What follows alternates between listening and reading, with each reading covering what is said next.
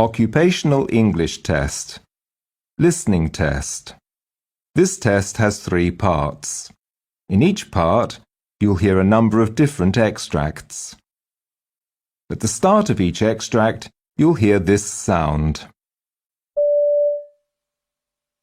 You'll have time to read the questions before you hear each extract, and you'll hear each extract once only. Complete your answers as you listen.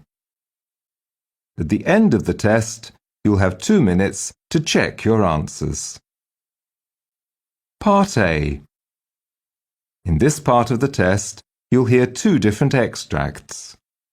In each extract, a health professional is talking to a patient.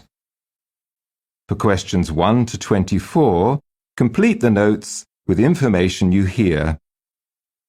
Now, look at the notes for extract 1.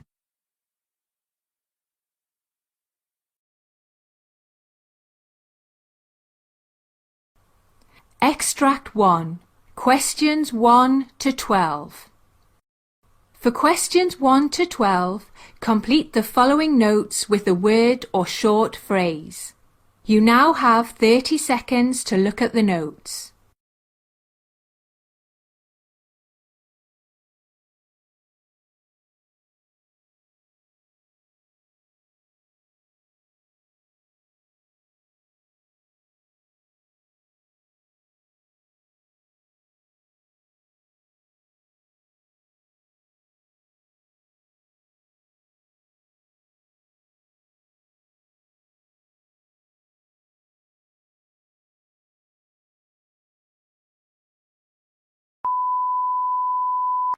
Come on in, Peter.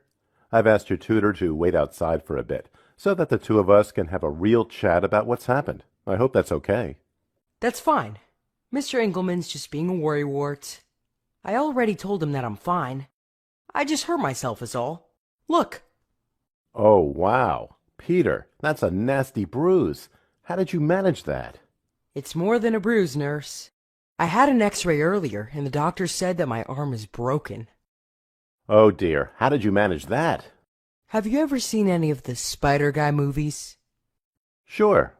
Well, in the second one, about halfway through, there's this one scene where he hangs off of the Empire State Building when he's being chased by Lido. Well, I share a room with my little brothers, Prentice and Polly. Prentice was Lido, Polly was a cop, and I was Spider Guy. Anyway, at around 7 a.m. this morning, I jumped onto my bunk bed trying to swing off of it into Prentice and Polly's, but missed, fell down, and landed badly on my side. Oh no. That's not the worst part, nurse. I have a real stinging pain on my left elbow, and it's not just this bruise. My thigh's got a nasty one on the same side as well. Well, I guess you and your brothers won't be playing that game again. No, sir. It wasn't even my idea in the first place. But I've learned my lesson. I hope so. So, Dr. Gessens asked me to check the fit on your cast and to make sure that you get a cold compress too. Is that like an ice pack? Yes, it is. It'll slowly get warmer when it adjusts to room temperature, but if you find that that happens and you're still feeling the pain, then you can still get the same sensation by using a frozen bag of peas or something similar from the freezer at home. Okay, thank you. You're welcome. I mean, I can see on your notes that Dr. Gessens already prescribed you with painkillers. Is there anything else I can help you with today, Peter? Nah, unless you know how to make time go faster. I really want to be better. My mom won't let me ride on my bike or skate, and it's such a drag. Why do parents have to be so strict all the time? I know that what I did wasn't the smartest thing I've ever done, but this is a little harsh, don't you think? I don't think your mom's trying to punish you. I mean, what did Dr. Gessens say? He said the same thing, pretty much. I think they're both just worried that the increased physical activity might make your injuries worse. It's good advice, Peter. I would lay off the extracurriculars and concentrate on getting better. When you're feeling better, do me a favor and call in and ask Dr. Gessen for his say-so and further advice. I will. Nurse, can I get a sling? Then everyone will know that I'm hurt, and it will look way cooler that way. It's a good idea to rest it, so I'll see what I can do. Thanks. You're welcome. I'll ask for you to get an appointment to come back to see Dr. Geston in 4 weeks' time for another x-ray to make sure that everything's healing nicely. It'd also give you a chance to get a new compress if you still need one.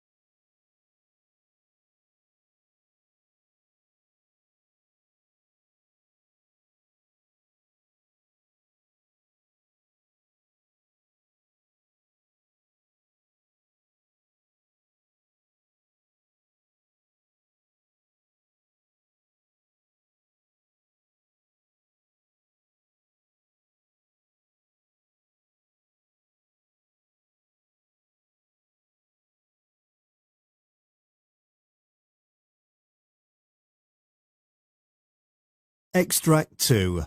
Questions 13 to 24.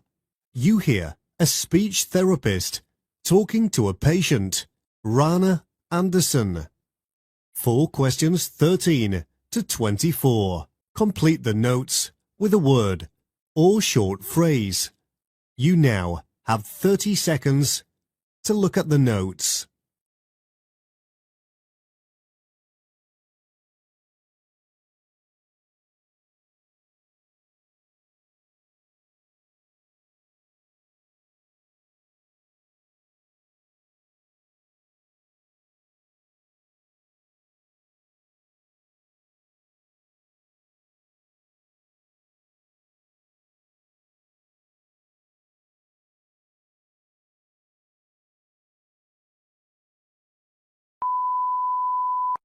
I must say I'm a little nervous. I've not experienced anything like this before, and as a singer-songwriter, I depend on my voice for my livelihood. I don't know how much longer I can feel like this. This choking sensation is bizarre to me. I don't want to be going through this for much longer. It's getting me down. Nobody does, Mrs. Anderson, and we'll get to the bottom of this. You know, your voice problems, both speech and singing, are connected to everything. How you're feeling, what you're eating, everything. Tell me more about how you're feeling. Weren't you listening to me? I feel dreadful. I can't do the thing that I've been doing for the majority of my adult life anymore, and it's an awful experience. To make matters worse, the sound of my voice has completely changed. My fans wouldn't recognize it if they heard me on the radio today. Do you have any idea what that feels like? I'm so sorry that I don't, Mrs. Anderson, but I'd like to help if you'd let me. You said you noticed some changes. I understand that. Does this happen at a particular time of the day? Mostly around mealtime. I notice both abnormalities immediately after I swallow something. I've no idea whether there's a connection, though. I suppose what I don't understand is how this could have happened out of the blue like this. Has something like this ever happened before? Not really. In fact, there's nothing remarkable, if you will, about my medical history. Since the stroke in '06, I've had no need to come here. But it says you visited the clinic earlier this year. Oh, yes, I had dysphagia, but other than that, nothing else out of the ordinary. I exercise regularly, don't smoke, haven't ever touched a drop of liquor either. Okay. I fear that my social life's going to take a hit. I used to be quite the social butterfly, outings, signings, concerts, even mingled with the locals by attending coffee mornings. Now I'm lucky to even get invited anywhere. I used to be the Rana Anderson. Now my so-called friends walk past me in the street. They don't even invite me walking in the mornings anymore. I feel for you, Mrs. Anderson. Really, I do. Are there any other social events that you feel you can participate in? Does smoking count? I enjoy joining the girls to do a bit of that. That's hardly good for your voice. That's true. Oh, I like prunes. Oh, Yes, sometimes I meet up with friends to try new varieties. Raw shakes and cocktails are on the menu. that sounds lovely. I hope you keep doing that. If you don't mind, I'd like to make some observations and run some tests. This requires me to observe you trying this platter here. This one? Oh, wow, everything looks so yummy. I think I'll try a bit of this one here. That's lovely. Now, whilst you're eating, I'd like to watch your breathing pattern to see if there's anything unusual. I'll do this for 10 to 15 minutes, and if necessary, I think what I'll do is prescribe you with some thickener. What's that? It's a way for us to increase the consistency of what you decide to eat. That is the end of part.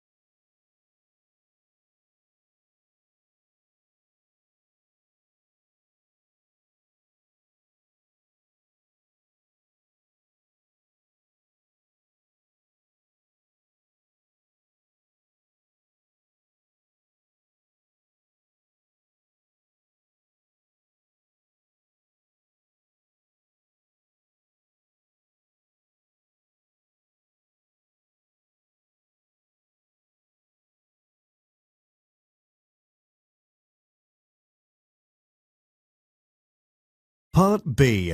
In this part of the test, there are 6 short extracts relating to the work of health professionals. For questions 25 to 30, choose answer A, B, or C, which you think best fits according to what you hear. Question 25. You hear a junior nurse talking to a senior nurse about a patient's potential death. Now read the question.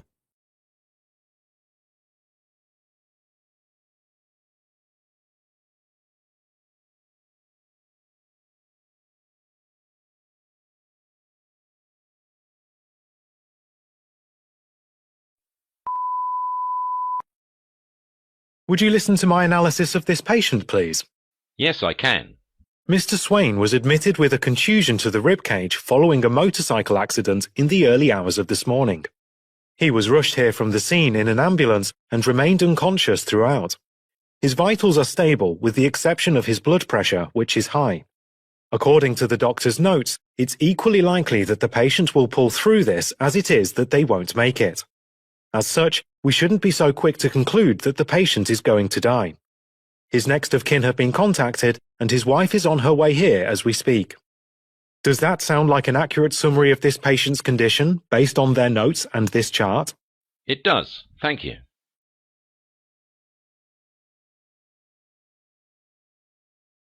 Question 26. You hear 2 nurses talking about an alcoholic patient. Now read the question.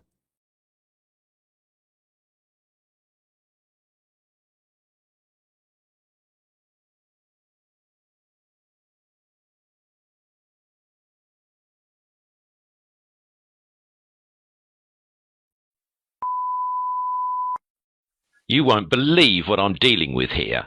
Uh-oh. You look stressed. It's Rosemary Granbury. She's back again after going on yet another bender last night. Ugh, dealing with alcoholics can be really draining sometimes. Has she been here before? Only a dozen times. The last episode was in May when she had a liver transplant. She was on constant watch because of her dehydration, which is when we actually noticed that she needed a donor urgently. You'd think that would have been enough of a wake-up call, but no, here she is again after picking fights at bars all night. Wow. Still, I don't think it's our place to judge. We'll have to care for her, just like we do with our other patients, and hope she can make better choices moving forward.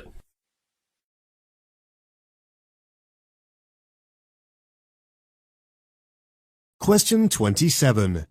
You hear two senior members of staff at a hospital talking. Now read the question.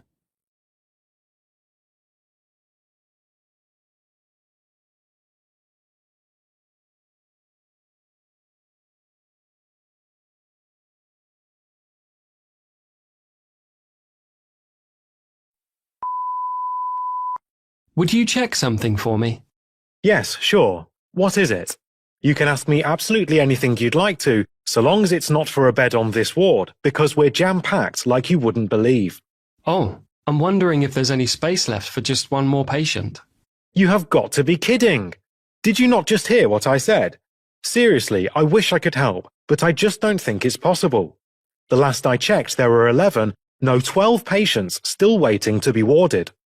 Your patient's going to have to get to the back of the queue, I'm afraid. I was hoping you wouldn't say that. He's been waiting for 4 hours already. I doubt either him or his already annoyed mother-in-law are going to be too pleased about this news.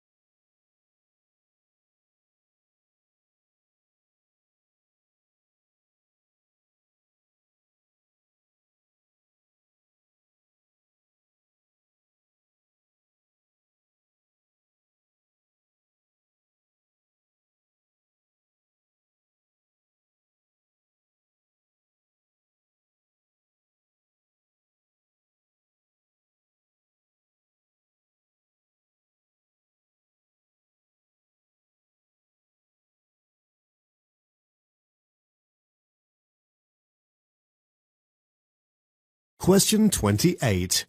You hear an obstetrician speaking to a pregnant patient. Now read the question.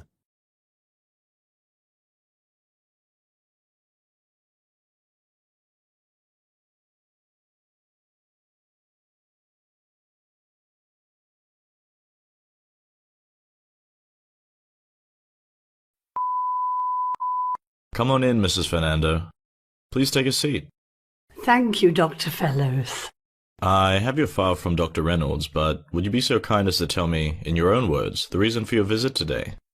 Yes, you know I'm 6 weeks pregnant, and whilst I'm thrilled at the news, I'm absolutely petrified at the thought I'll be a mum again soon.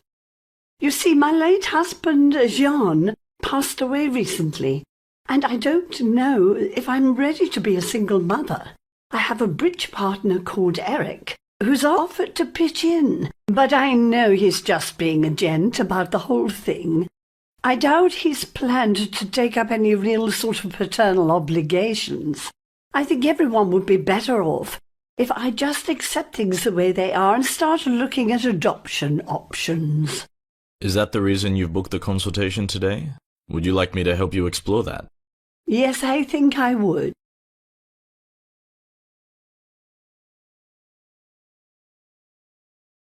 Question 29.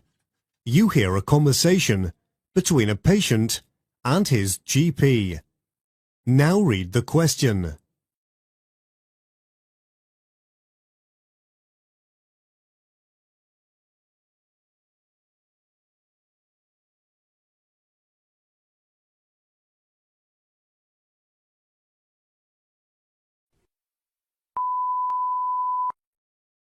I've not seen you in a while. How can I help you today? You mean besides the obvious? Oh, right. Let's take a look. You know, I've not seen full-body injuries like this since my days as a trainee on the wards. Not used to dealing with athletes, then? Not for a while. That looks pretty swollen. You're an athlete, right? Which sport? Soccer. Were you playing when this happened? Yeah, I had a game that didn't end too well. As well as losing 3-0, I managed to hurt myself too. Ordinarily, I wouldn't want to bother you, but I have a nasty feeling that my finger is broken, so I came here to get it checked out. Let's take a look.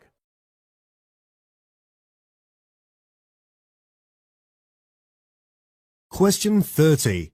You hear a conversation between two nurses. Now read the question.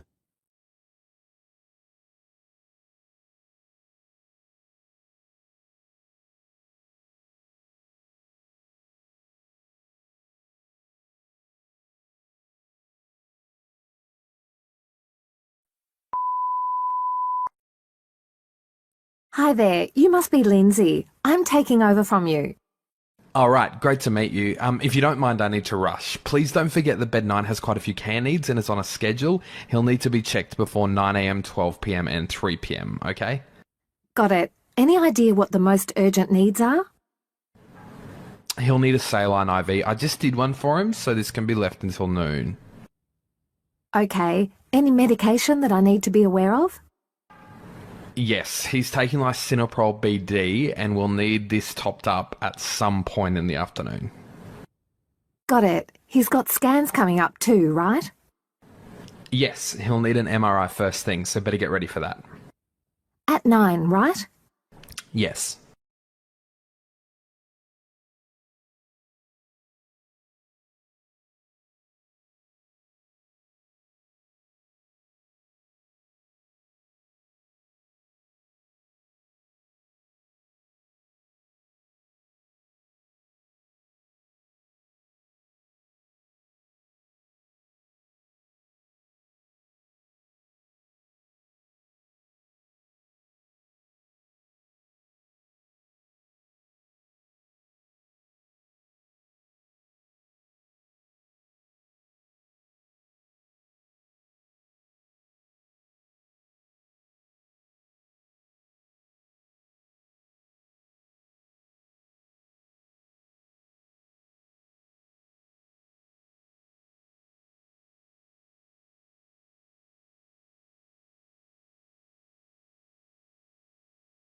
Part C.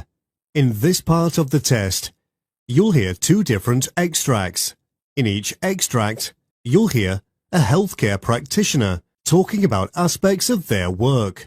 For questions 31 to 42. Choose answer A, B, or C, which you think best fits according to what you hear. Extract 1. Questions 31 to 36. You hear an interview with obstetrician Jessica Day discussing fertility. You now have 90 seconds to read questions 31 to 36.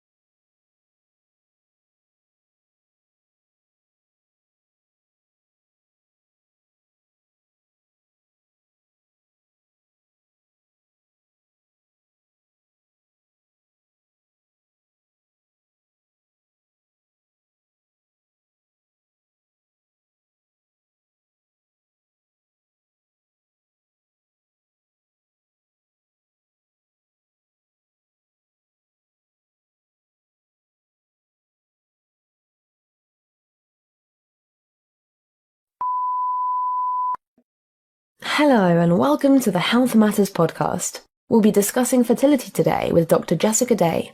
Welcome to London, Dr. Day. It's a real pleasure, Ricky. I'm absolutely loving the weather too. For once, it's actually sunny here. So, today we'll be discussing the impact of the biomedical industry on fertility in general, and why more people are turning to tech for the assistance. That's right.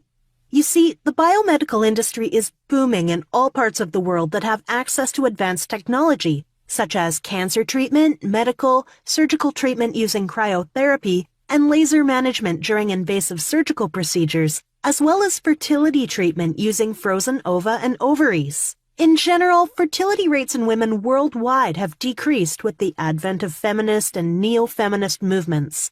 A lot of women these days who want to have children are opting to do so later in life after they've achieved all their educational and career aspirations. It is because of these women that many fertility treatment technologies are green-lighted.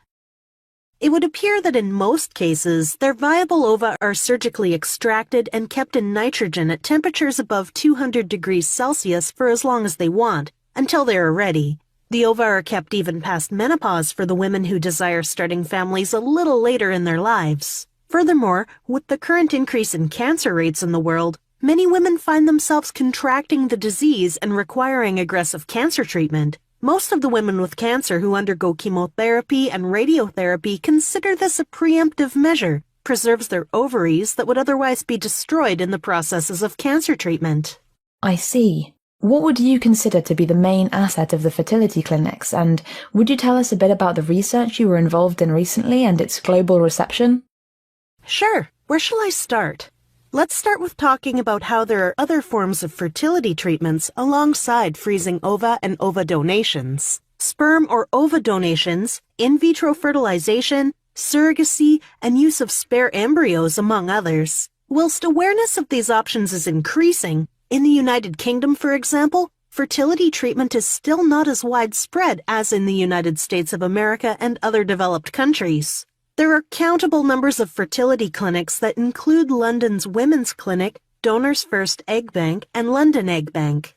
Some of these clinics are considered to provide international and excellent services to their clients since they employ highly skilled personnel in reproductive health and many years of experience. The fertility clinic is also equipped with modernized required equipment, laboratories, and theaters. They also have high rates of success in all forms of fertility treatment. This is not, however, the only string in the bow of the clinic. London Women's Clinics works together with London Egg Bank in association with Cambridge University, also conduct award-winning research on women's responses and feelings towards fertility treatment, as well as their future fertility plans through ovary grafting. According to a study conducted on ovarian tissue and oocyte cryopreservation in European countries, the results showed that most European countries are embracing the advancing technology of ova cryopreservation. But I hear there were some problems here in the UK that restricts use of fertility treatment somewhat. There was a carve-out for cancer patients, though. What is it about cancer patients that allowed them to be able to bend the rules, so to speak? Well, in the UK, several rules govern fertility treatments, and there should be sound reasons why one should require ova cryopreservation, such as medical conditions like cancer or non-medical conditions, that one must give a valid reason for doing so. The rules are flexing as time passes, and several studies show that soon, many people in the UK will embrace fertility treatment. With regards to cancer patients, however, regulation is less strict. Patients are often given time to decide their future fertility goals and then make a choice on whether they want to have their oocytes preserved or not. In such cases, the government can help in funding the cryopreservation of the oocytes from the cancer patients since it is for medical reasons. For non-medical purposes, the women needing cryopreservation is required of a certificate by the law, which is renewable after 10 years, and failure to do so, the process is considered illegal. What happens post-fertility treatment, then? The women who preserve their oocytes for non-medical purposes do so to be able to help a couple in future who will be unable to have children, or even a relative like a sister with future fertility problems. After the women have finished their treatment or are ready to have a child, ovarian grafting or transfer of frozen embryos is completed in order to achieve conception.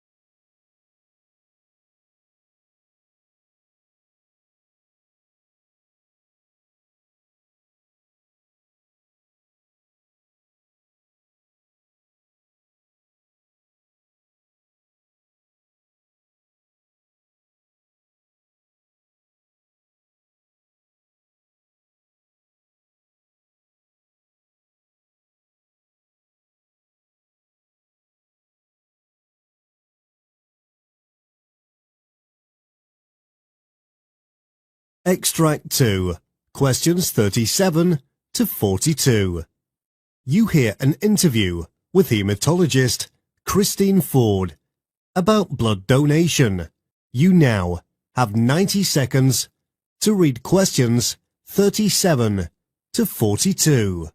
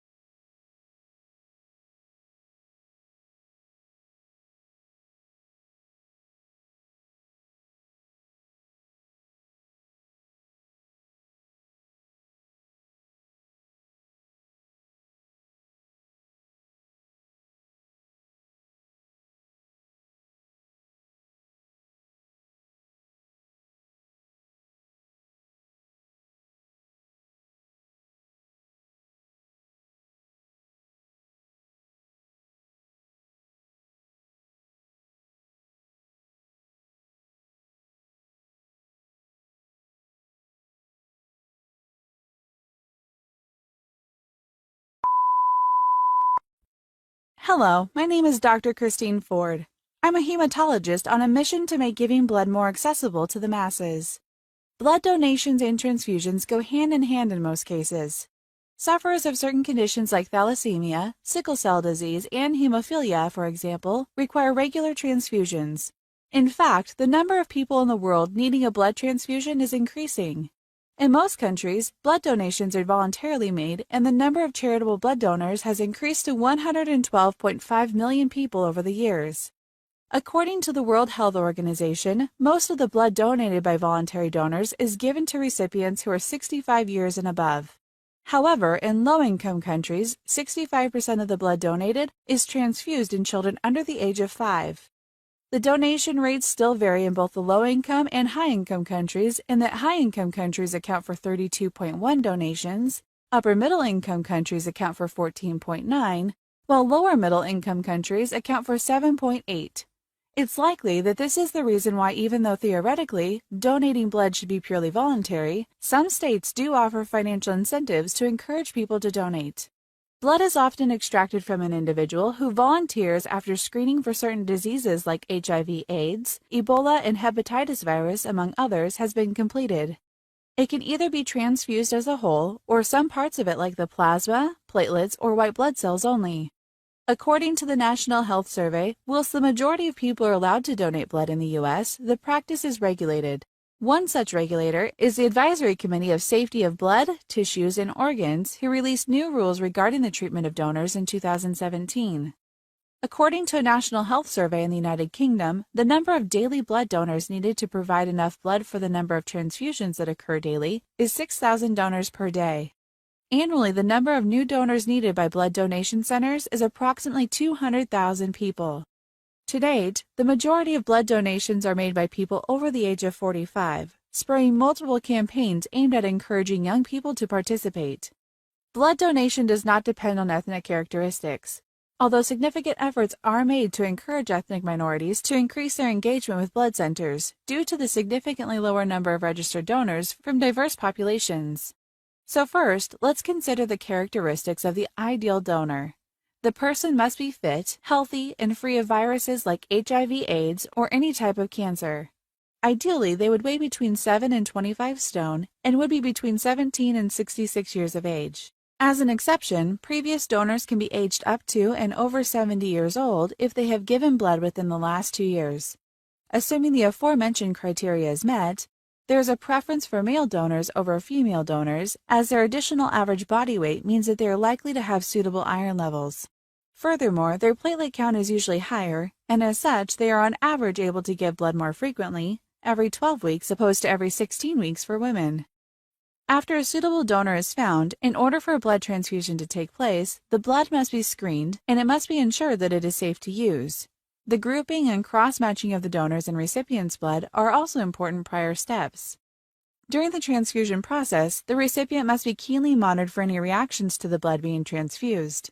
In addition, their vital signs like blood pressure, temperature, and pulse rate, among others, should be observed quarter-hourly and documented correctly throughout the whole transfusion process. Part of my mission to demystify the process of becoming a blood donor is speaking to people who have either given blood in the past or have given it serious consideration. Using an anonymous survey, I ask them why they decided to partake in this altruistic and life-saving act.